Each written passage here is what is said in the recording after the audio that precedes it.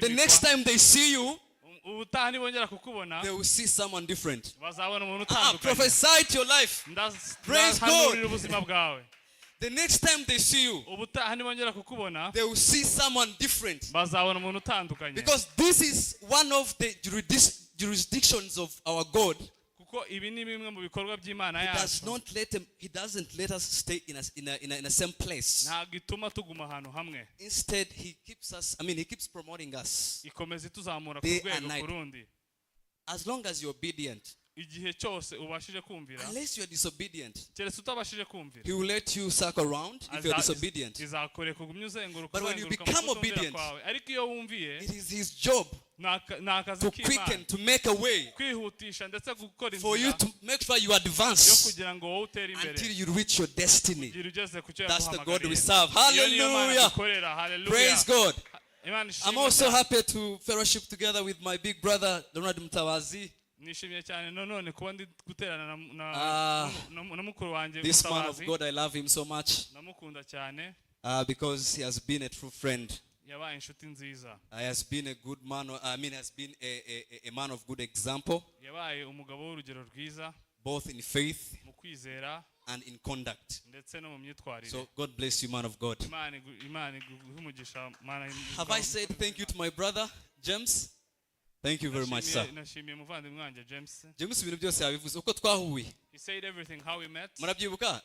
Do you remember it? Yes. Hari ukuntu Imana ihuza abantu. There's a way God make people meet. Ikabahuza atari igihe gitoya. And he make them meet for a long Ahubwo period of time. ikabahuza bagiye kuba inshuti z'ubuzima bw'iteka cyangwa se bw'igihe cyose.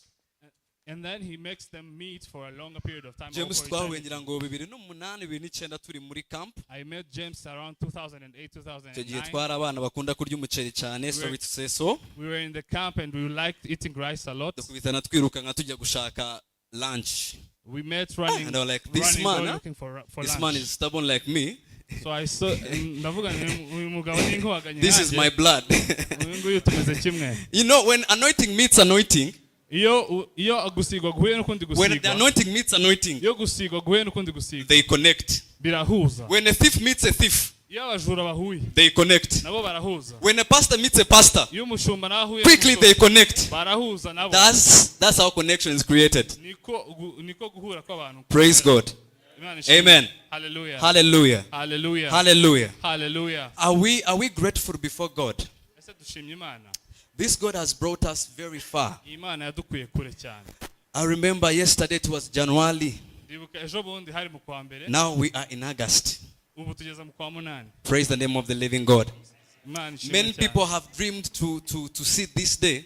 Abantu benshi bagize inzozi zo kugera kuri uyu munsi. But unfortunately, ariko they did not make it. ntago babashije kugeraho. Praise the name of the living God. Shima Imana. So you have so many reasons to be grateful. Dufite impamvu nyinshi cyane zo gushima Imana. Actually, the Bible says ijambo ry'Imana yavuga ngo in the book of Psalms, mu gitabo cya Zaburi 150 verse 6, igice cy'ijana na mirongo itanu, that let everything that has breath, mureke ibifite umwuka byose. praise the Lord. byose. Praise the Lord.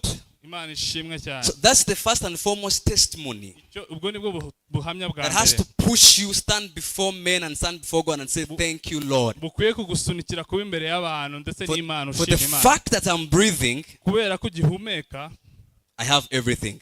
ufite byose. Baravuga ngo umuntu yagihumeka, They say when a person is still breathing, byose bigize gute?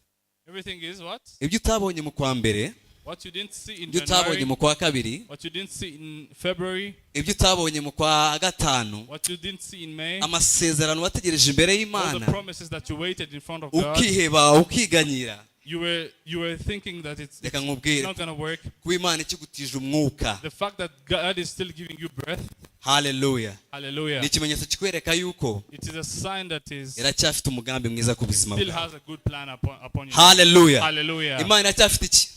God still has what? Iracyafite umugambi mwiza Plan about your ku life. buzima bwawe. Bibiliya iravuga muri Yesaya, The Bible says in the book of Isaiah, ngo nimwibuke ibya kera. don't remember the old. dore ngiye gukora ikintu gisha.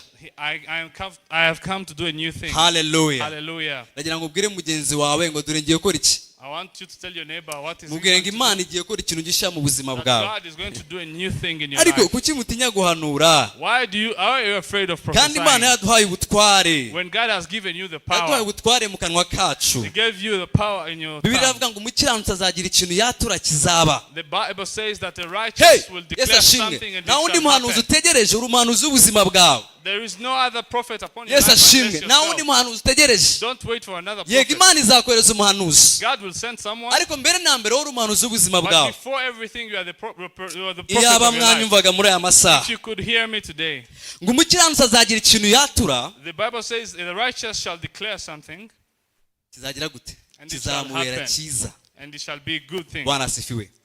Hallelujah. Amen. Hallelujah. Hallelujah. Hallelujah. Hallelujah. Iminota yanjye ndayifite ndayizi, I know how many minutes remaining. ariko tugiye gufata akanya gatoya We're going to take some time, tujye imbere y'Imana. go in front of God. Hallelujah. Hallelujah. ese hari umuntu ubyemera? Is there niyo someone yaba who ari agree with iminota me? 5 yonyine dushobora kuyikoresha. Even if it's 5 minutes, we can use it. Amen. Amen. ugira ikintu ubwira Imana muri aya masaha. Tell God something in this time. ubwire ngo Mana, Tell Him, God, kuva mu kwa mbere since January, twabonye neza yawe, we saw your goodness. kugeza mu kwa kabiri, mu kwa gatatu, mu kwa kane, mu kwa karindwi In February, in March, twabonye in neza June, yawe. we have seen your goodness. tuje kugushimira. We have come to thank you. Bibiliya iravuga ngo ni Imana itura mu The mashimwe Bible says, I am a God who dwells in the Iki? thanksgiving of who? y'abana bawe cyangwa se y'abantu bayo. Of his sons and daughters. ikibabaza Imana ni kimwe, What saddens God is one. nuko tutayishima, Is because we don't thank ahubwo Him, tugashyira imbere kuyisaba. but we put in front reba asking Him. ufite umuntu mu buzima Imagine if you had someone in your uhora life ukuza hari uko aje kugusaba, who comes in front of you just to wamara ask kumuha icyo something. ashaka And after you've given him akazongera them what kugaruka they nyuma want, y'iminsi myinshi. and then they come after many days. hamwe n'umuntu uhora hafi yawe ubwato, ariko uri umuntu mwiza, uri inshuti nziza, ndagushimira ibyo wankoreye, ndagushimira ubushuti bwawe. abo bantu babiri wakunda nde? And if you had another person who always thanks you and thanks bose you all the time, wabakunda, if your boss would allow, ariko uwo wakunda cyane you can love them both, but Wa- the one you will love more ni wa wundi uguhora hafi. is the one who is close Hallelujah. to you. Hallelujah. ese uwo mwami w'abami twahaguruka tukamubwira ngo warakoze? Can we stand up and ntacyo thank God twarushije abandi, gusa and warakoze. say thank you to God? abenshi bamaze kugera hasi cyecerwa, Many have reached in their tombs. ntabwo bakibukwa. They are not even remembered. bari abahanga, They were smart. bari abanyabwenge, They were bari knowledgeable. bizungerezi, bari They were beza beautiful ndetse kuturusha. and even more ariko kuba better than us. tugihagaze But because we're still standing, ni ubuntu bw'Imana. it is only the grace of God. yemerera mwene data niyo nasoreza aha ngaha ubwira Imana ngo warakoze gusa. I want you to say thank you to God. uyibwire ngo warakoze mu magambo yafata iminota 5. Say thank you to wigita God kuri mugenzi wawe, in kuko your own words. iyo twaje hano Don't look at your neighbor. nta When you muntu uba come here, watuzanye, nta n'umundi muntu tuba twazanye nawe, there's no one else we have tuba come twaje together with. gushaka Imana ya Isirayeli. We have come to search for the Dawidi God of yaravuze Israel. ngo David once said, mashakat as a deer pants for water, nk'uko imparakazi yahagizwa ishaka amazi, the same way my heart pants for you, O niko Lord. umutima wanjye wahagizwa no kugushaka mana. bibwira Imana, bwira Imana ngo warakoze.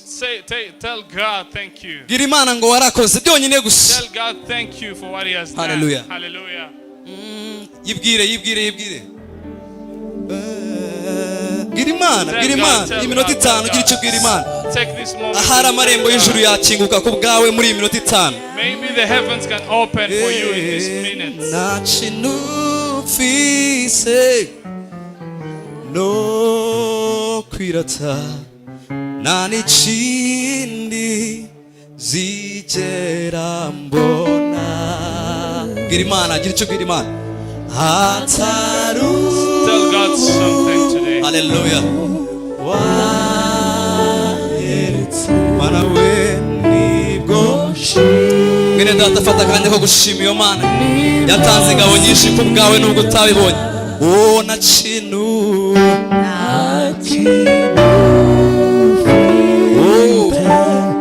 no kwirata,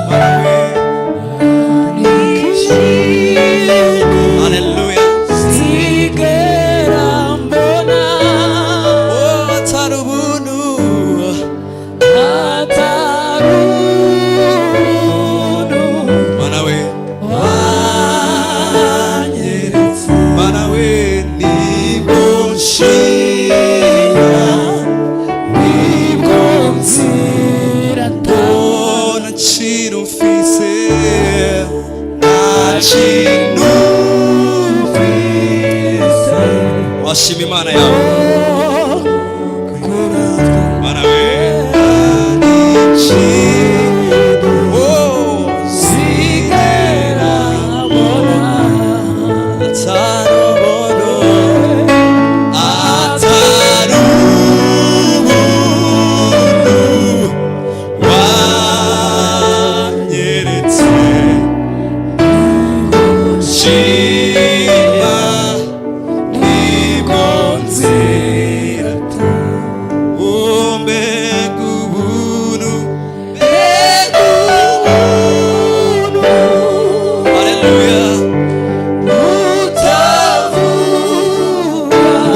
twabusobanura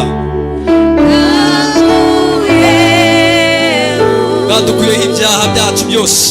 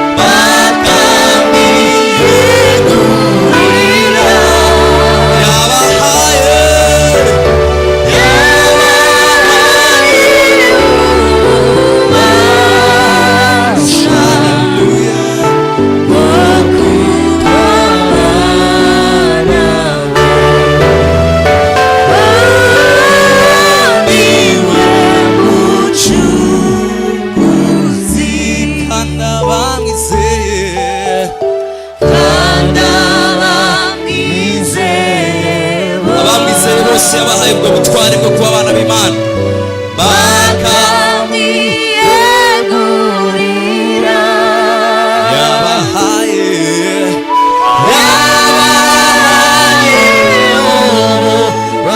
ububasha haleluya bwo kwitwa abana be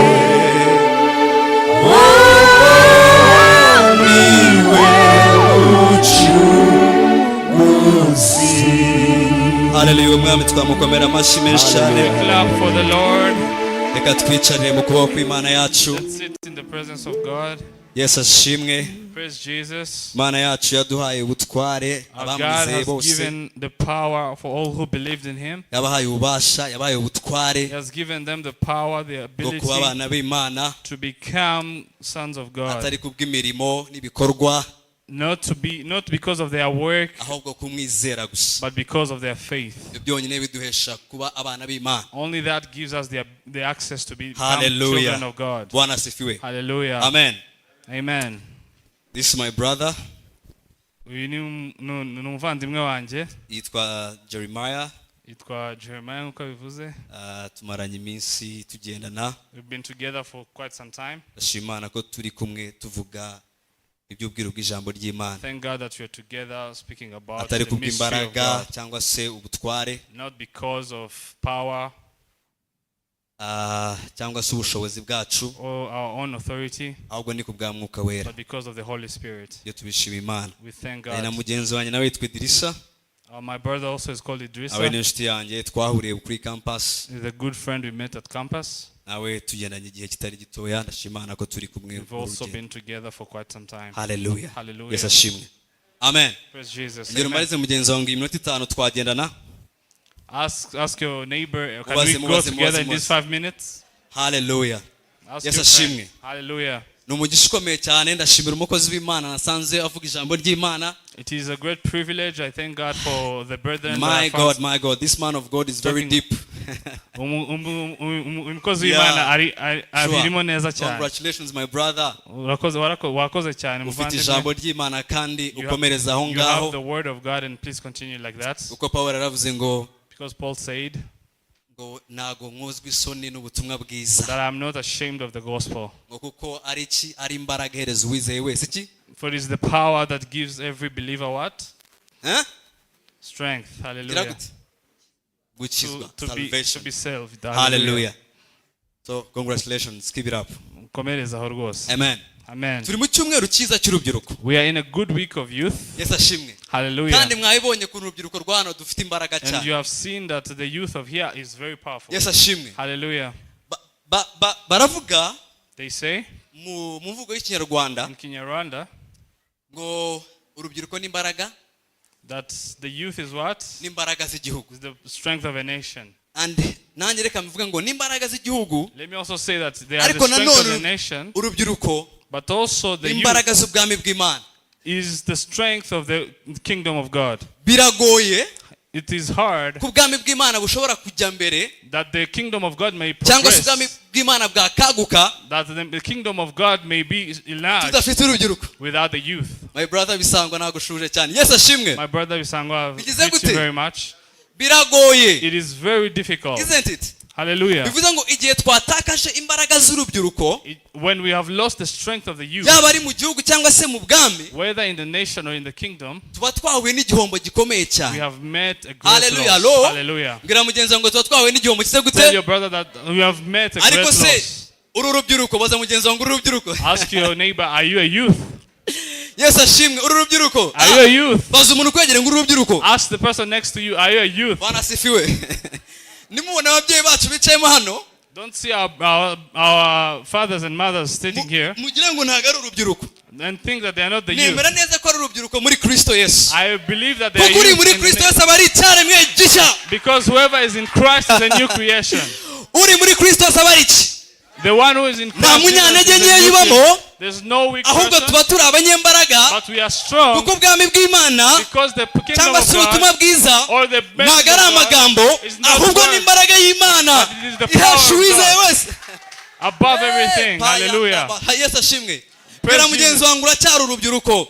Tell your neighbor that you're still a youth. Nambukira ku bantu batanu babwire ngo urubyiruko. You're youth. Hallelujah. Hallelujah. Praise Jesus. Muri Kristo Yesu nta mukecuru nta musaza. Praise Jesus, there is no old man. We are all youth. Yoweri yaravuze ngo iki cyane twereka tukivugane hamwe. Ngo abasore banyu batagira bati. The Bible says that the youth shall do what? They shall prophesy. And the old shall see visions. Praise Jesus. There's no one in Jesus Christ who becomes a failure. We are renewed every day until Christ Jesus comes to take us back.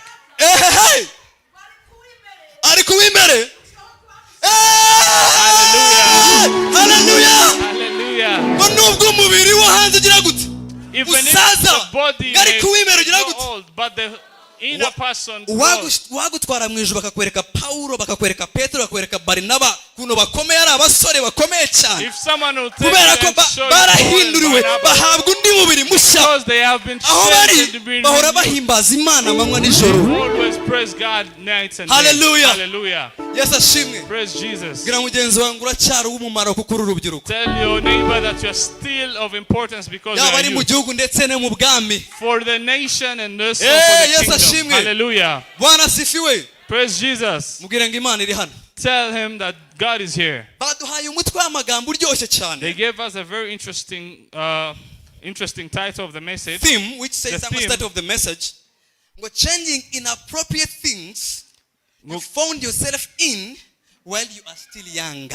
Ngo guhindura ibidakwiye wisanzemo mu gihe ukiri muto. Ukiri mutoya, Yesu ashimwe. Bivuze ngo It means twese dufite uruhare. all of us have a part to play. Tugomba kugira gukora.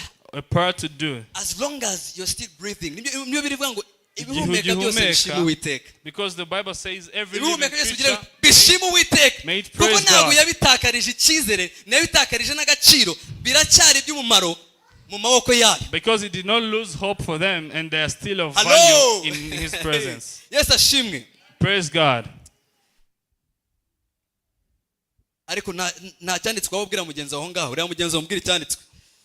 Gira icyanditswe umubwira, gira Look at your neighbor icyanditswe. and tell them a scripture too. Bwira mugenzi wawe icyanditswe. Tell your neighbor a Yes, scripture ashimwe. too. Hallelujah. Bibiliya The Bible, iyo dusobye mu ngoma za kabiri, when we read in the book of 2 Chronicles, ibice 34 umurongo wa gatatu. 31 verse Are you 3. there? 2 Chronicles chapter 34 verse 3. 2 Chronicles Bibiliya iravuga ngo 34 in the verse 8th 3. year of his reign. Now, here the Bible is talking of King Joas. Is it Joas? Jonas. No. Josiah. King Josiah. Sorry. In the 8th year of his reign, while he was still young, he began to seek the God of his father. David, in his 12th year, he began to purge Judah and Jerusalem of high places, Asherah poles and idols. Can you read there in Rwanda? Second, ingoma za kabiri, bice 34, murongo wa 30. Amen wa gatatu. Thank you very much. Hallelujah. God is good. Hallelujah. God is good. And all the time. God is good. And that is Kanombe, hello. And that is his nature. God is good. All the time. And all the time. God is good. And that is his niyo miterere yayo. Hallelujah. Amen. Imana yacu ni nziza. Ibihe byose ni nziza. Niyo miterere yayo. Twahageze. Let's read in the Kinyarwanda. Time is of incense and we are behind of time. Ahubwo mu mwaka wa 8 w'ingoma ye akiri muto yatangiye gushaka Imana ya sekuruza Dawidi. Yatangiye gushaka Imana ya sekuruza Dawidi. Now, niyo waburekeho ngaho. Bibiliya iratwereka umwami ariko wari ukiri umwana. The Bible shows us a king who was still young. Josiah. Witwa Yosia. Oh, mu Kinyarwanda ni Hosea. Yosia. Very good. Bibiliya itweretse yuko amaze kugira imyaka runaka ageramo, arebye kuno iwabo bimeze n'imiterere y'ibwami bw'iwabo, abona nago binejeje, abona nago bihesha Imana icyubahiro. Aravuga ngo nago nkwiye ko nicara ngo mbireberere cyangwa se mbireke mbisige nk'uko abatubanjirije babisize cyangwa se babikoze. When he saw how the kingdom was back in the days, he was not pleased with it, and he said that I will not just oversee this and keep it the way it was. Ahubwo umwami Josiah, but the king Josiah, yagambiriye gushaka impinduka, made it in his heart to create change. Muri bya bindi yasanze bidakwiriye, in the things that he saw that were not worthy, agambirira kubihindura akiri mutoya. He made it his mission to change it while he was still young. Biragoye ko umuntu ashobora kuzana impinduka. It is practically difficult for someone to create agize imyaka runaka arenga, when they have not reached a certain age. Hari imyaka umuntu ageramo, there is a certain age that you reach, akaba atagishoboye kugira ibintu akora, and you're not capable of doing some things. Bikamera nka cya cyanzwe tubwira ngo, it becomes like the other scripture that tells us, igihe kizagera bagukenyeze, time will come and they shall clothe you, bagutwara aho udashaka, and take you where you don't want to go. Hari imyaka umuntu ageramo, there are certain age that you reach, ukaba utagishoboye kwifatira imyanzuro, and you are no longer capable of taking decisions for yourself. Bwana asifiwe. Praise Jesus. Hallelujah. Hallelujah. Ariko umutwe w'amagambo ratubwira ngo, but the theme of the message tells kugira us ibyo duhindura, to seek change, yaba ari aho turi, whether in the place we are, yaba ari mu nzu y'Imana, when is in the house of God, yaba ari mu miryango yacu, whether in our families, ariko bikiri kare. but when it's still early. Paulo akavuga ngo, Paul says, ngo nimukagende nk'abatagira ubwenge, and don't go like those without wisdom, ahubwo mugende nk'abanyabwenge, but walk like those who are wise, mucunguza uburyo umwete, redeeming time, mucunguza uburyo umwete, redeeming time, kuko iminsi ari mibi. because the days are evil. Bene data, dusohoye mu minsi mibi. Brethren, we are in the evil days. Yesu ashimwe. Hallelujah. Hallelujah. Hallelujah. Dusohoye mu minsi mibi. We are in evil days. Bibiri yita mu iminsi ya nyuma. The Bible calls it the end times. Ni iminsi y'imperuka. They are the days of the end. Ni iminsi ikibi. They are bad days. Bisigaye byihuta ko kidusanga aho turi byihuse. Where bad things come to us very Paulo yaravuze quickly. ngo iminsi mibi itaraza. Paul said, Amen. before the bad days come. Redeem the time before evil days come. Ngo ucunguze igihe uburyo umwete iminsi mibi itaraza. Bivuze ngo n'umuntu ushaka impinduka, Saying if you seek change n'umuntu ushaka kugira ibyo ahindura, and want to change something, abikora kare. you do it early. Nagategereza. You don't wait. Hategereza umunebwe, One waits is the ariko sluggard, umunyembaraga arihuta. but the one with strength goes fast. Bibiri iravuga ngo hari umuntu ubona ufite ishaka mu byo akora, The Bible says, do you see a person who does uwo what he nguwo does good? azahagarara imbere y'abantu, That one will stand before kings. azahagarara imbere He y'abakomeye. will stand before great Ngo people. ariko umuntu unebwa But the sluggard uwo azahagarara imbere y'aboroshye. will stand before weak people. Bwira mugenzi wanjye, Imana irashaka ko uhagarara imbere y'abakomeye. Tell your neighbor that God wants you to stand in N'ubuhanuzi. front of kings. Kubera ko Imana yacu nayo irakomeye, Because God is also powerful. kandi Bibiliya itubwira ngo yaduhinduye abami n'abatambyi. Because the Bible tells us He has made us Bivuze ngo priests, natwe tugomba kuba abakomeye. which means that we also have to be great. Ugomba kuba ukomeye nawe ukaba ukomeye. I have to become great and you have Ariko to become gukomera great. kwacu kose But all our greatness bigahesha Imana icyubahiro. should glorify God. Hello. Hallelujah. Bwana asifiwe. Praise Jesus. Bwana asifiwe. Praise Jesus. Amen. Amen. Gira icyana tukubwira mugenzi wawe ariko. Tell your neighbor a Gira icyana scripture. tukumubwira, gira icyana tukumubwira. Tell your neighbor a certain scripture. Hallelujah. Hallelujah. Yesu ashimwe. Praise Jesus. Yesu ashimwe. Praise Jesus. Ariko murahari. Are you here? Bibiri ivuga ngo iki? What does the Bible say? Ngo umwigisha agabane, is it? That the preacher should Umwigi- share with who? Umwigishwa agabane. The preacher should share with Eh? the one he gets preached to. Yesu ashimwe. Hallelujah. Igihe nkora umurimo hano, When I'm ministering kuko here, twese turi umwe muri Kristo Yesu, because we are one in nawe ugomba Christ, kuba ukora umurimo aho ngaho. and you two Kubera ko have to hagati minister where yacu you are. haba harimo izindi mbaraga Because in our midst there is tugomba another kurwana power nazo. that you have to fight Imbaraga with. z'ibitekerezo. The Hari power of abantu baba bari aha ngaha thoughts. badahari. The people who are here. Bibiri and iravuga not ngo iyo here. abana b'Imana bateranye, The Bible says Satani nawe yihindura amarayika w'umucyo akabajyamo. when children of God are gathered, Satan disguised as a Hey, angel of light, Yesu ashimwe. and he becomes Bivuze ngo mu gihe the midst of umwigisha them. arimo arabwiriza. Because that means when someone is preaching, Hallelujah. hallelujah, Hallelujah. hallelujah, Amasaha yagiye. time has gone, Amen. hallelujah. Hallelujah. Ariko ndagira ngo mwibutse I yuko want to remind you that it's a wake up call. ni umunsi wo kudukangura. Kandi reka nongere mbibutse bene data ba Kristo turi kumwe Let me hano. remind you, brethren, Na theme, na jambo rijya risohoka there is no theme that comes out ridaturutse ku Mana. without coming from God. Hello. Hallelujah. Yesu ashimwe. Hallelujah. Na jambo risohoka ridaturutse ku There's Mana. no word that comes Bivuze ngo uyu without mutwe coming from w'amagambo God. ntabwo wavuye mu kanwa k'umuntu. Which means this theme did not come from the Wavuye mu mouth of a kanwa man. k'Imana. It came from the mouth of Kubera ko God. Imana yashaka kwibutsa abana bayo Because God wants to remind His ko people bakwiye kugira ibyo bahindura, that they should change certain ibyo things. bisanzemo babonye bidakwiriye. What they saw were not worthy when they Hallelujah. did it. Hallelujah. Hallelujah. Hallelujah. Kubera ko igihe cy'Imana kirimo kirabara, Because the time of God is coming. umwami w'abami arenda kuza. The King of Kings is about to come. Ari hafi. He's near. Yesu ashimwe. Hallelujah. Mu yandi magambo, Imana irashaka ko agenda yayo In other words, God wants that His agenda irangirira ku gihe nk'uko bikwiriye. gets finished according to time. Urubyiruko The youth, tujya tugira imyumvire we have certain understandings itari myiza which are not good.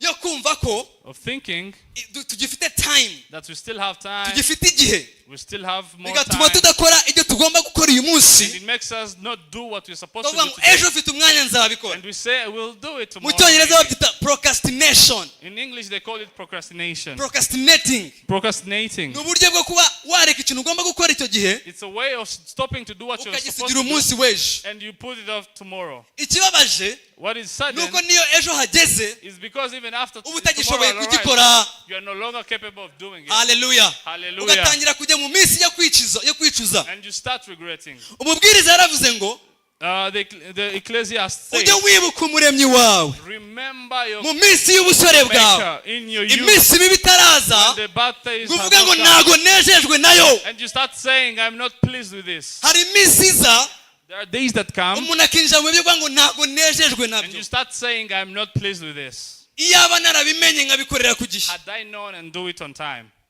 hari mba narabikoze neza. maybe I would have done it Iyo well. bayita iminsi ya regret. Those are called the days of regret. Hello. Hallelujah. Ariko umubwiriza avuga ngo ujye wibuka umuremyi wawe. But Remember your creator.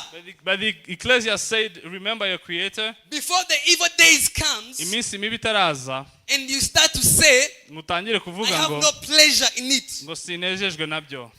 No. Hallelujah. Yes, ashimwe. Praise Jesus. Kwibuka umuremyi wawe. To remember your Creator. Kwibuka Imana yawe. To remember your God. Ugakora icyo ugomba gukora mu gihe cyawe. And do what you're supposed to do in your own Hari time. abantu tuzagera mu ijuru, And there are people who reach in Imana heaven, ikababaza ngo and God will ask them, itarano naguhaye iri hehe? the talents I give you, where are they? Wayikoresheje iki? What did you use with it? Hello. Hallelujah. Hello. Hallelujah. Hari abazikoresheje neza, There are some who used it well, hari n'abazifashe and there are some who took them baragenda barazihunika barazibika. and put them under the ground. Itarano Talents, ni ubutunzi bwose Imana yashyize muri wowe. it is all the treasures that God has put Ubu in uyu you. munsi bahagaze hano Today as we stand here, ndimo ndakoresha itarano yanjye. I am using my talents. N'abaririmbyi bahagaze hano And the bari singers barimo that bakoresha stood here, itarano yabo. they were using their talents. Yesu ashimwe. Praise Jesus. Hallelujah. Hallelujah. Hallelujah. Hallelujah. Bwana asifiwe. Praise Jesus. Yesu ashimwe.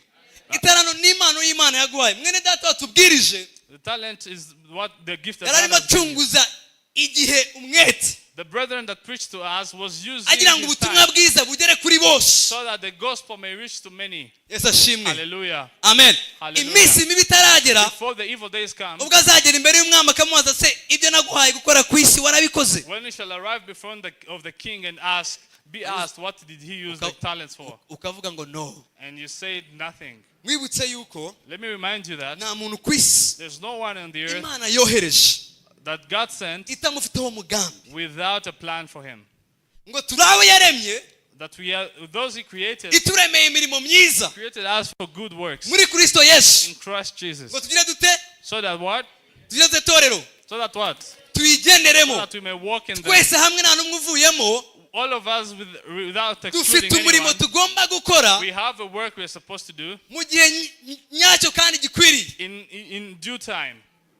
Ariko benshi But many, bazarinda basinzira they will still die ubutunzi Imana yabahaye batabuvanyemo ngo babuhereze with isi, all the treasure that God has given them kubera ko without- baratinye. because they were afraid. Baratinye gutera intambwe ngo bagire icyo bakora. Because they were afraid to take a step and do something. Bamwe Imana yabahaye impano y'ivugabutumwa, If God has given you a talent of Urubyiruko. evangelism, ariko na n'ubu The ngubu but until now, ubutumwa Imana yagusabye kuvuga the message that God has given you to say, ntabwo urabuvuga. you haven't said it yet. Bamwe Imana bahinduye abanyamasengesho Some were made to be ngo basengere prayer isi, warriors basabire amahanga. that may pray Bibiliya ivuga ngo for the nations. Yerusalemu we, The Bible says, dore nshyize Jerusalem, abarinzi ku nkike zawe, you have protectors in your fence, watchmen. in watchmen. Ngabo ngabo ntibazatuza amanywa nijoro. Those one will not sleep in the Hari abo night. Imana ihamagarira There are some that mu God mwanya wo called kudatuza for them kugeza igihe ukuboko kw'Imana kugaragaye mu bwoko bwayo. to not rest Abo until ni the power of abanyamasengesho God bahora is shown. bahamagara Imana amanywa nijoro. Those are intercessors that pray for God, that pray God every day. ngo abo and night. ntibazatuza Those one will not rest kugeza igihe Yerusalemu until Jerusalem agize gute?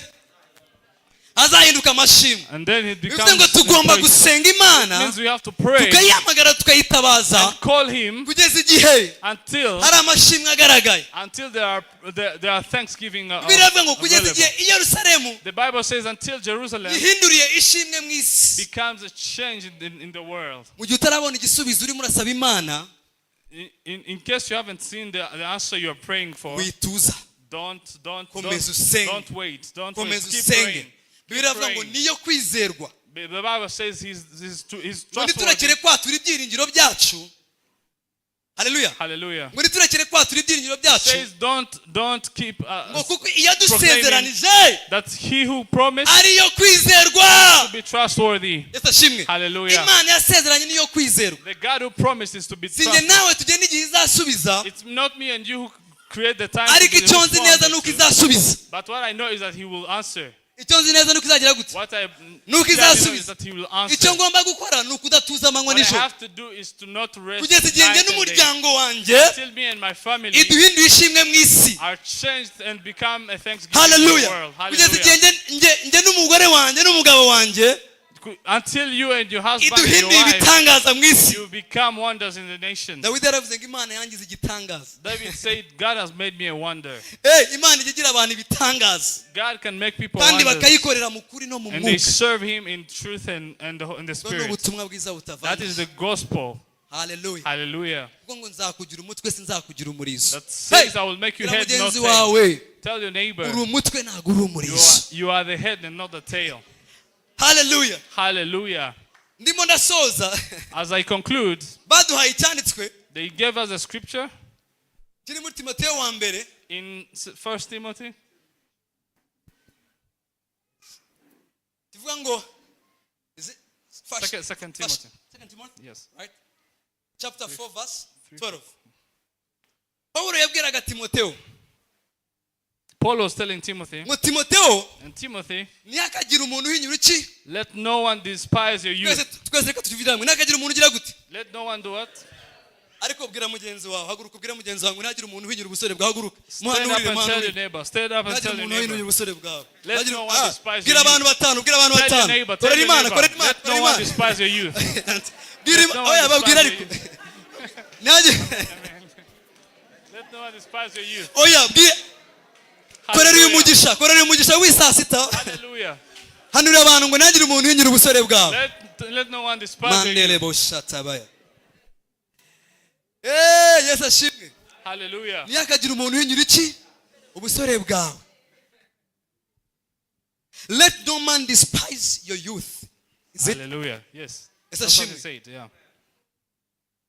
nibyo Paulo yabwiraga Timoteyo ko agomba guhagarara ashize amanga. Paul was telling Timothy to stand without being afraid. agomba guhagarara adatinya, Without being afraid. kuko rwose nta kabuza Because there's nothing that was going to stop mu him. iteraniro ry'abahanga In a gathering of the wise, ntibazabura kutakureba, ntibazabura kutakugaya, they may despise you for a minute. cyane cyane nk'abato tuzamuka.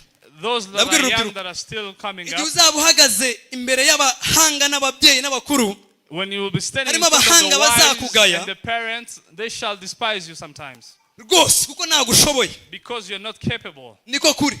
That's the truth. ariko Paulo yari azi ibanga, But Paul knew the secret aravuga ngo dushobozwa and said we are uko tugenda turushaho gukora, that we can do all things as we keep doing them. uko tugenda turushaho kugira gute, As we keep doing the them. more we keep on doing, Iyo dukomeje kubikora, we become.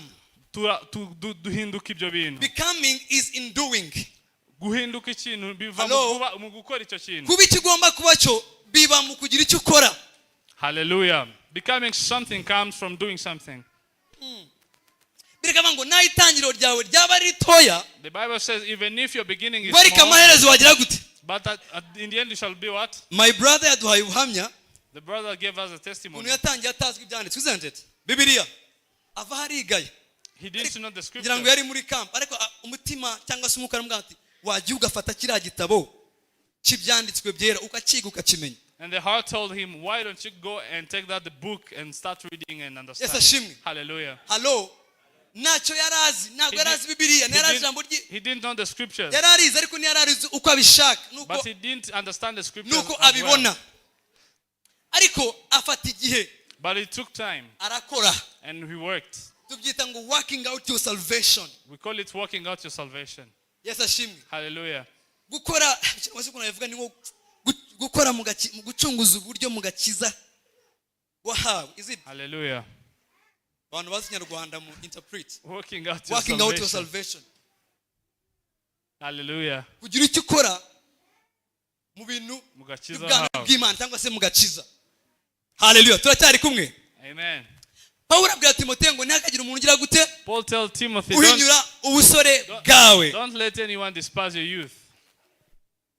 Reka ngire icyo mvuga. Let me say you something. Nibyo Timoteyo azahagarara. It's true, Timothy will stand up. Afite confidence. With confidence? No. Afite ijambo yahawe na Paul. With the word that he was given by Paul. Yuko atagomba gutinya. That is not supposed to be afraid. Bako biravuga ngo nago twahawe umwuka w'ubwoba. Because the Bible tells us ahubwo twahawe umwuka w'iki? W'imbaraga. But the spirit of strength. Of strength, power and sound mind. Ndetse n'ubwenge n'ubuhanga. Ariko reka nkubwire Timoteyo uri ahangaha. Let me tell you, Timothy, who is here. Nutagira icyo ukora abantu bazakugaya. If you don't do anything, people will despise you. Nubwo Paul akubwiye ngo ntihakagire unyira ubusore bwawe. Even though Paul tells him don't nugendera kuri iryo jambo. If you walk according to the word. Nugira icyo ukora mu byo ugomba gukora. And you don't do anything about what you're supposed abantu to do. bazaguseka rwose. People will despise you for sure. Kugeza igihe until the time uhagurutse you stand up ukagira icyo ukora ukagira umurimo wikoramo and do something and do some work. Oh, hallelujah. Yes, ashimwe. Hallelujah. Ukagira training wiha. And you train yourself mu ijambo ry'Imana. In the word. Ijambo ry'Imana ntago ritumanukira ngo ritugwemo. The word of God doesn't come in the air and fall on us. Ahubwo dufate iki gitabo. We take this book. Cyangwa se ijambo ry'Imana. This word of God. Tukaritekerezaho amanywa nijoro. And we think about it day and night. Niko Imana yabwiye Yeshua. That's what the Lord nibwo uzahirwa muri byose. Who shall be prospered. Harimo kwiga, learning. Which means there is learning involved. Uyu mupianisti. This pianist. Ntabwo yabyutse ngo abe pianist. He didn't wake up to one day and he became a pianist.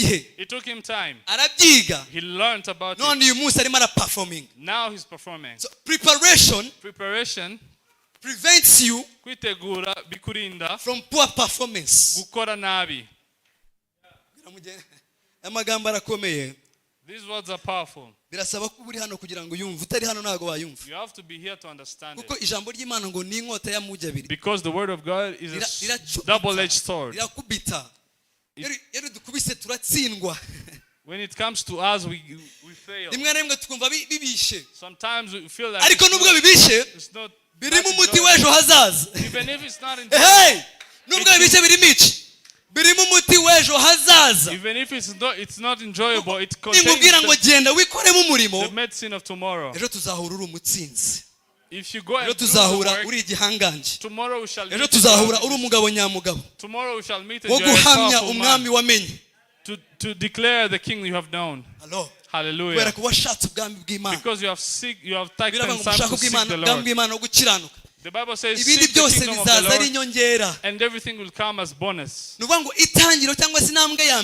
means the first step it is in searching for the kingdom. Tubonye King Josiah tubonye umwami Yosiya biratubwiye ngo yatangiye gushaka Imana. The Bible tells us he started seeking for God. Igisubizo cy'impinduka because that means the change ntabwo yagikuye ku bakuru b'abanyabwenge bari mu bwami. It did not come from the wise that were in the kingdom. Yagikuye kuri base babo. He did not take it from his uncle. He didn't take it from his aunt. He didn't take it from the boss. But he knew the secret to seek for God. The one who created the heavens and the earth. Because he's the one who knows everything.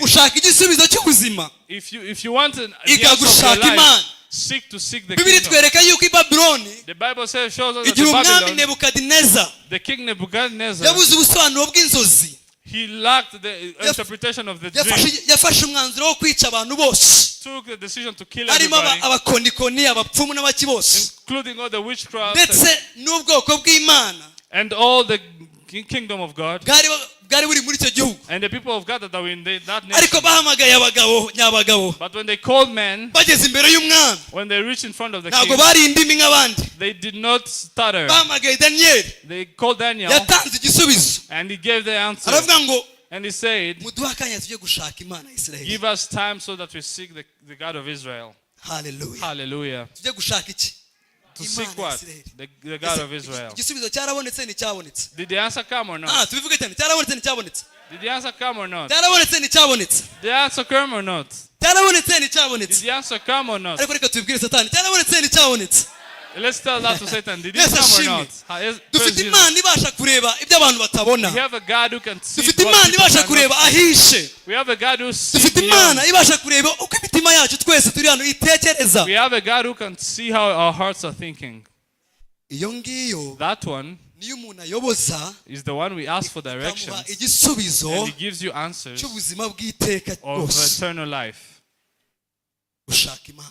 Seek God. Urashaka kugira ibintu hindura iwawe. Do you want to change some things? Urashaka kugira ibintu hindura, urashaka impinduka. Do you want some change? Hari Imana izubwiru. There's God who knows the mysteries. Hari Imana yaremye ijuru n'isi. There's a God who created the heavens and the earth. Ifatiro z'isi aho ziri. He knows where the foundations of the earth are. Tutazi uko ihagaze. Iyo izi fatiro zayo aho ziri. The earth that we see that we don't know. Nta gishobora kuyihisha imbere. There's nothing that can be hidden from him. Bwana asifiwe. Praise Jesus. Amen. Hallelujah. Ushaka Imana. To seek God. Ushaka ubwami bw'Imana no gukiranuka. Let's seek God. Ibindi byose bizaza ari inyongera. Everything else will Ushaka come Imana upon ntabwo us. bidukuraho kujya mu kazi kacu ka buri munsi. To seek God does not remove. Ushaka Imana ntibitubuza kujya kwiga. Kwiga ni byiza. To seek God does not stop us from studying. Hallelujah. Studying is good. Kuko ijambo ry'Imana ravuga ngo iga. Because the word of God says study. Ugaragare nk'ukwiriye imbere y'Imana. So that you may seem appropriate Study before so that you can show yourself approved before God. Wige kugira ngo ugaragare nk'ukwiriye imbere y'Imana. Hello. Hallelujah. Hello. Hallelujah. Tugomba kwiga. We have to study. Reka nkubwire. Let me tell you. Ushobora gushaka impinduka. You may seek for change. Igatinda kuza rwose. And it takes time for sure. Bikanagaragara ko byarangiye burundu. And it seems like everything is done for real. Ariko mufite inkuru nziza. But I have a good news for you. Abisirayeli ntago baheze mu Egiputa. The Israelites did not stay in Egypt. Bamaze igihe kinini mu bunyage. They stayed in captivity for long. Ariko ntago bapfiriye muri Egiputa. But they did not die in Egypt. Imana yo kwizerwa yasezeranyije basegokuruza babo. The God who is trustworthy promised the ancestors of theirs. He took them from the captivity. Linger on that. Seek the change. Seek change and change those things that you find yourself in. It starts from seeking God.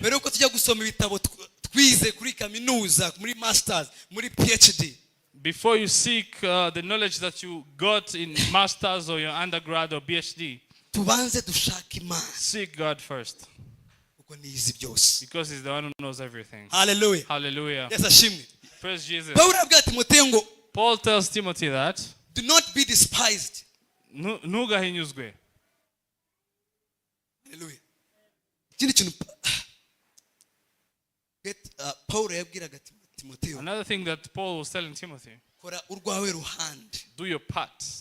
Kugira ngo nabazaza kugaya. So that even those who come to despise you, bazagushake bakubure. They will search for you and they will not find you. Nubango ubundi Timoteyo, it means that even Timothy, yaragiye kuba umushumba w'itorero. He was a minister. He was about to become a minister. Yarayoboye ubwoko bw'Imana. He was leading the people of God.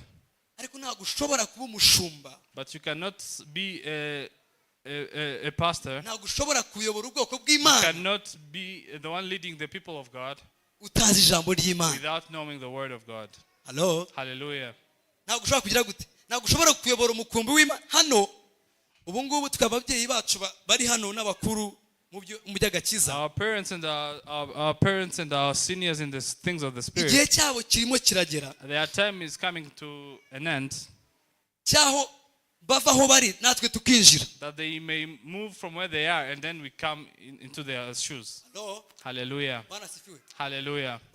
Hallelujah. Ariko batewe impungenge. They are worried n'abantu bagiye kuzasigira inkoni. About the people they are going to leave. N'abantu bagiye kuzasigira manto umwitero. The mantle too. Ntago wasigira umusimbura udakwiriye.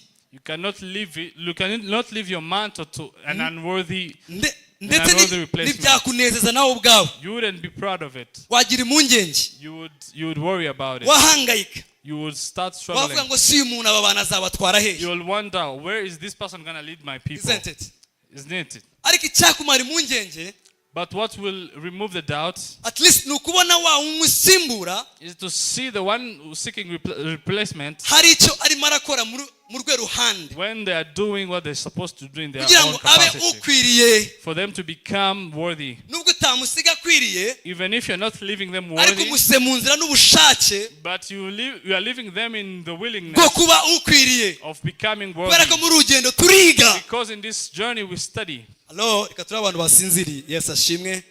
Batatu batanu. Allah. Yes, ashimwe. Hallelujah. Yes, ashimwe. Hallelujah. Izi nyigisho bazita master class. These teachings are called master class. My water. Urumva ko n'ijwi ryabaye ryiza ariko. Hallelujah. Amen. Bwira mugenzi wangu umukozi w'Imana ijwi ryabaye ryiza. Turava mu bwiza tujya mu bundi. Amen. Hello. Hallelujah. Ukuri tugiye gusoza tubwira Imana, Mana dushoboze guhindura ibidakwiriye twisanzemo. We're going to end by asking God to help us change the unworthy things we found ourselves into. Kubera ko dushobozwa byose nawe duha imbaraga. Because we can do everything through Christ who strengthens us. Yes, ashimwe. Hallelujah. Iyi nyigisho ibaye noya. This teaching is becoming small. Ariko irakomeye. It's becoming short, but it's powerful. Nawe ufashe umwanya ukaza kuyagura, if you take time and expand on it, wasanga harimo ubutunzi bukomeye you will find great treasures in it. Ariko umuntu umwe yaravuze ngo ijambo rimwe ku munyabwenge, but one person said one word to a wise man riba rihagije. is enough. Umuntu yari yakubwira ijambo kumva amagambo igihumbi. Has someone ever told you something and you hear 1,000 ntabwo ubukeneye ko agira ibindi arenzaho. At that time you don't want them to say anything more. Hallelujah. Bene data, brethren, Imana yashaka ko duhindura God wants us to change ibigayitse, those unworthy things, ibidakwiriye, those unworthy things, ibidahesha Imana icyubahiro, those that do not glorify God, twisanzemo, that we find ourselves into. ahari Imana iragusaba guhinduka rwose. Maybe God wants you to change completely, ukaba umuntu ushyitse, that you become a full person, ugahinduka, and you change. Ashimwe. Praise Jesus. Ukiyambura umwambaro, and you remove your mantle utagukwiriye, or your ukambara umwambaro cloth ukwiriye, and wear something worthy. ukiyambura umwambaro, remove the clothing of w'abantu batamenye Imana, of people who did not know God, ukambara umwambaro w'abamenye Imana. and you get to wear something that Biravuga of ngo those umuntu who knew God. navangura ibishimwa mu bigawa, The Bible says if you remove the azahinduka unworthy nk'akanwa things, k'Imana. you will become like the mouth of God.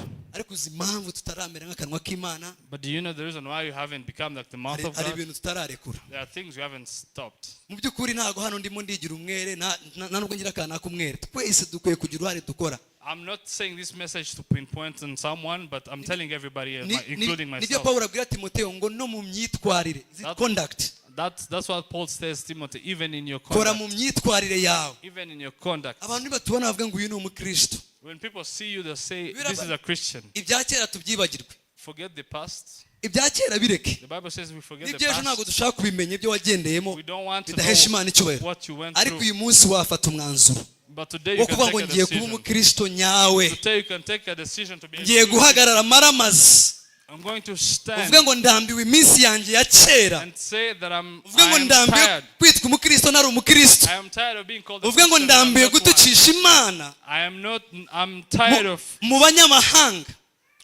I'm tired of shaming God in foreigners. Praise Jesus. Igihe kirageze yuko The time has come so abagabo nyabagabo. that we become men. Niba twaramenye uwo mwami tukamusogongera If we rwose. have tasted the goodness of God, Reka tubigaragaze mu bikorwa byacu n'imico. let's show it in our conduct. Biravuga ngo be transformed. Muhinduke muhinduye iki?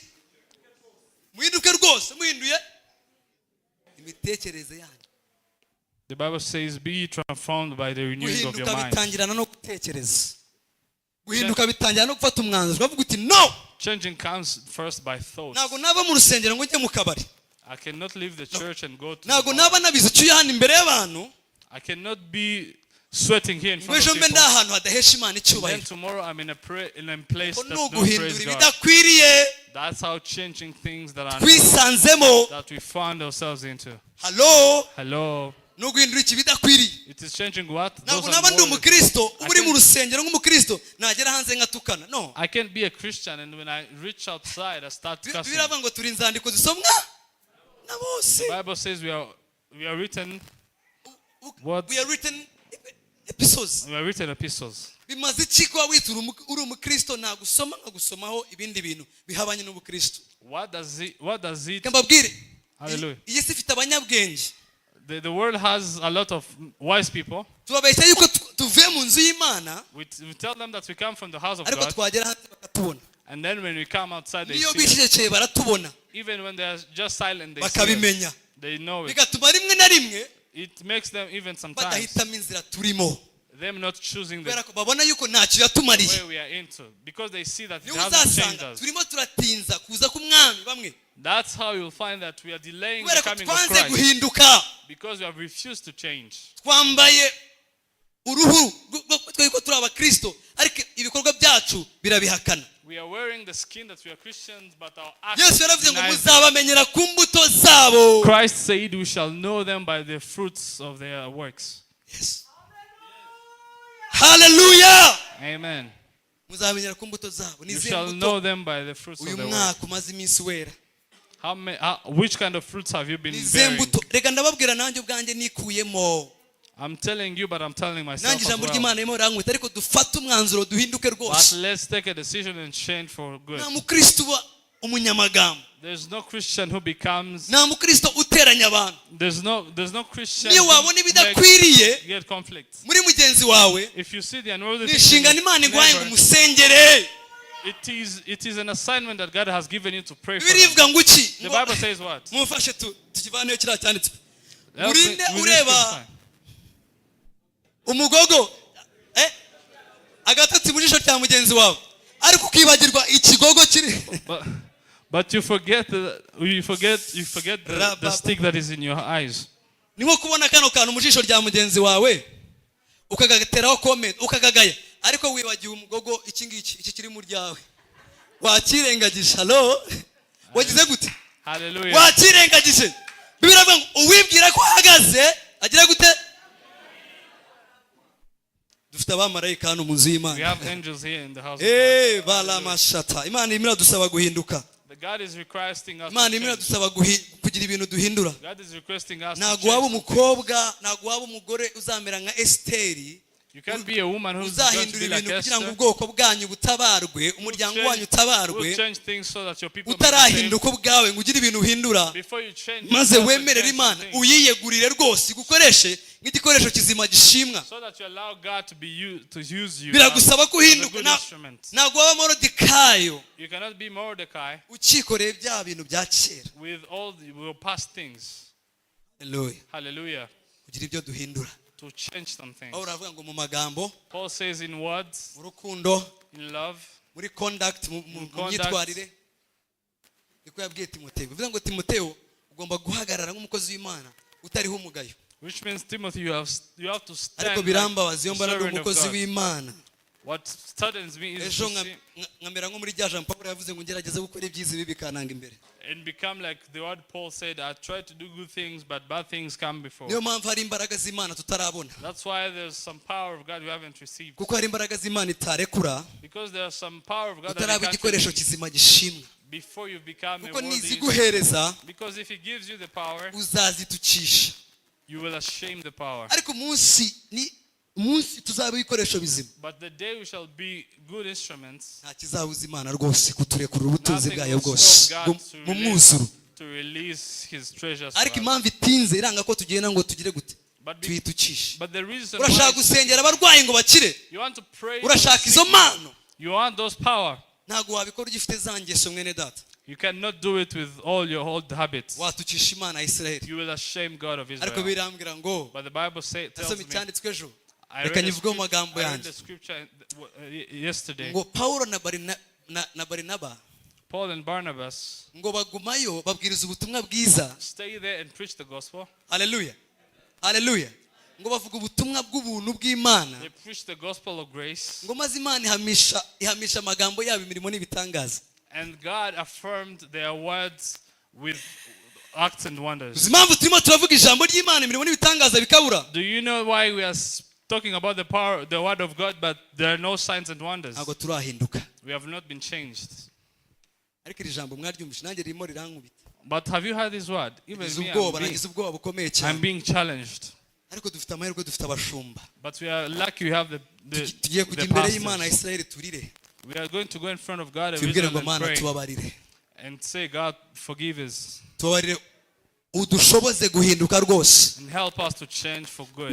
Iravuga ngo, the Bible says, muri Judges 6 ira nkuru ya Gideon. In the books of Judges, yutangira ku murongo wa mbere avuga ngo iyo Abisiraheli the verse 1 says, bakoraga ibyaha, when Israelites would sin, ngo Imana yabatezaga iki? Yabatezaga abanzi babo, ngo Abamidiyani n'Abameleki, ngo bakaza bakiba umusaruro wabo wose bakawutwara.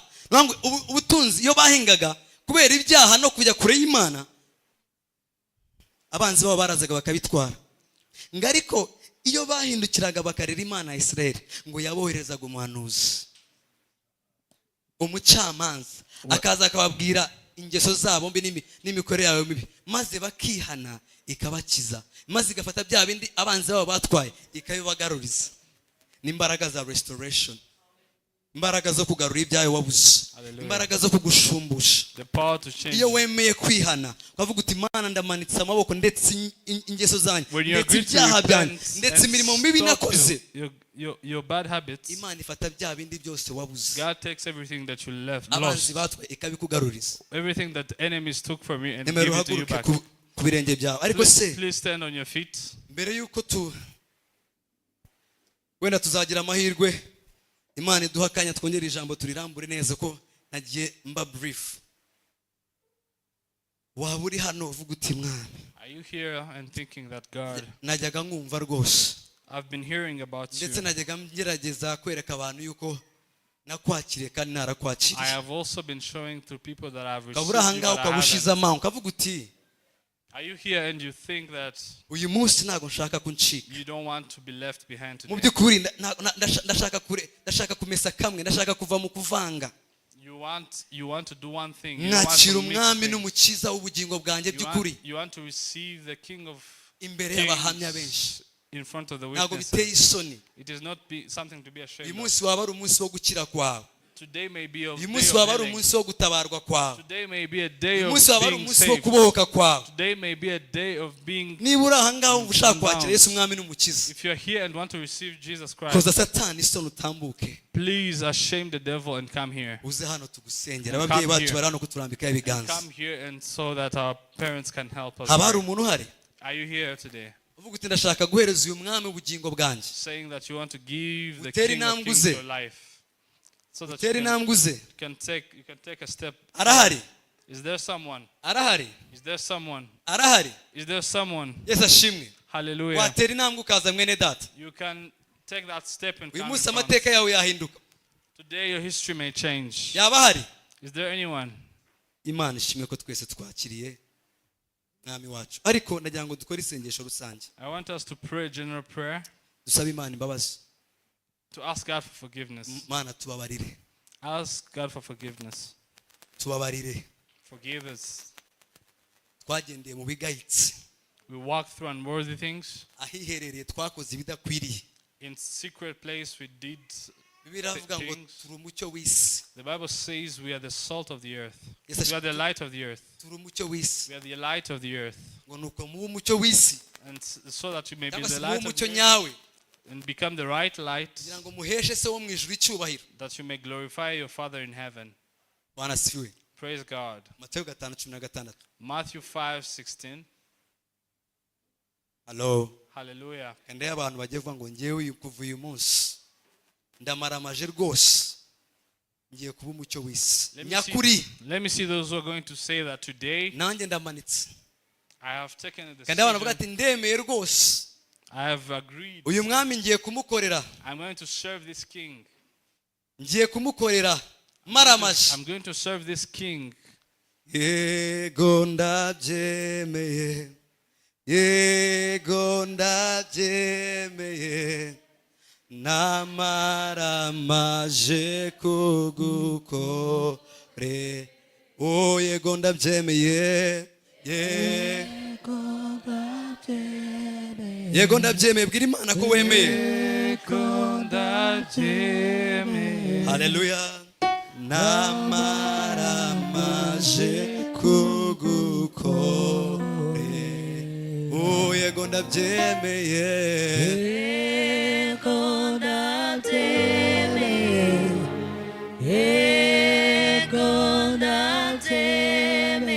haleluya.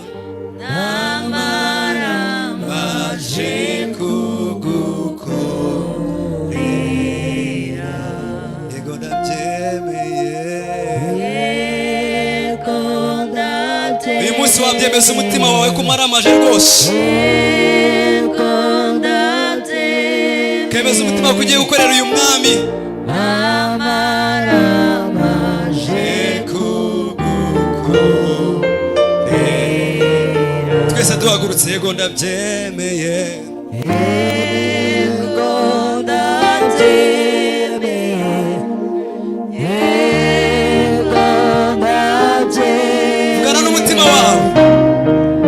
Namaramaje kugukore. Tugiye kwakira ababyeyi bacu.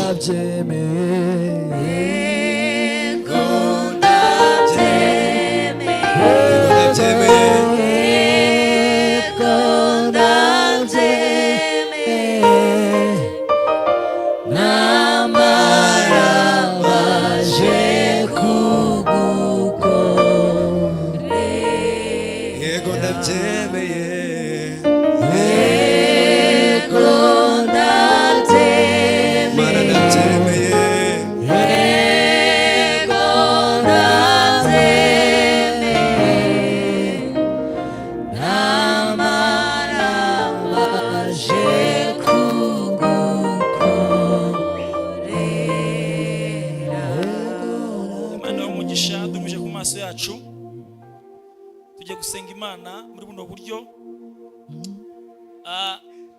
Bibiliya itubwira neza ko Timoteyo arimo kubwirwa na Paulo kugira ngo abe icyitegererezo mu bintu bitatu: mu byo avuga, mu byo akora no mu ngeso ze. Ntabwo byoroshye muri kino gihe, dufite byinshi biduhinyuza, dufite byinshi bitugora. Dushobora kuvuga amagambo meza ariko ugasanga ingeso zacu ziragoranye, ugasanga ko tubayeho bihabanye n'ubutumwa bwiza.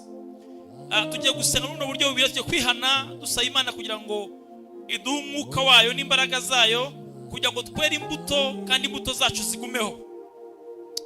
Ikinyejana kiragoye ariko dukeneye ko Imana iduha imbaraga kugira ngo imbuto zacu z'umwuka wera zigumeho, aho dukorera, aho dutuye, mu byo tuba muri business zacu, imbuto z'umwuka wera zigumeho. Ndagira ngo uzamure ijwi ryawe ubwira umwami Yesu, mu mwami Yesu, mbabarira. Garutse ku ntebe yawe y'imbabazi kugira ngo ibyo mvuga n'ibyo nkora n'ingeso zanjye ziguhamye. Mbabarira rwose aho nateshutse, ingeso zanjye, ibyo mvuga nuko mbayeho bigahabana n'ubutumwa bwiza. Yesu, aya manywa y'uyu munsi nongeye kwihana, ngarutse imbere y'ubwiza bwawe kugira ngo unyambike imbaraga aho nari nshogoye, aho numvaga naniwe, aho numvaga byanze. Nyongera imbaraga mwami Yesu, kandi unkomereze amaboko. Imbuto z'umwuka wera zigumeho muri jye, mbashe kuba umusemburo mwiza uzana impinduka aho ntuye, mu rugo rwanjye, aho mba, aho nkorera. Mwami Yesu, mba umusemburo mwiza uzana impinduka nziza, mba umucyo. Ubuzima bwanjye buhore bwaka buhabanye n'ibyanditswe. Mwami Yesu, komeza umutima wanjye, komeza umutima wanjye, ne gucogora, ne gutenebuka, uko igihe cyawe kirageze. Yukabera bambara imbaraga nshya. Yukabera bahagarara mu birindiro bahagutegereza. Buri wese itabaza rye ryaka. Mwami Yesu urakoze kumyambitsa imbaraga kandi ushoboresheje mu izina rya Yesu. Amen. Amen. Amen.